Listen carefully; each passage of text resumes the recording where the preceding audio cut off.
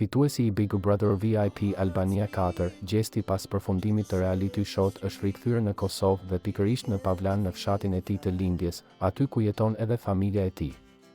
Gjesti e ka përmendur shpesh brenda shtëpisë së Big Brother VIP fshatin e tij dhe dashurinë e madhe që ka për të edhe për familjen. Pas fitores së çmimit prej 100.000 eurosh dhe festimeve të shumta në Tiranë, ku u shfaqen edhe disa pamje shumë të bukura krahas eglit, në rrjetet sociale janë publikuar pamje nga shtëpia e Gjestit.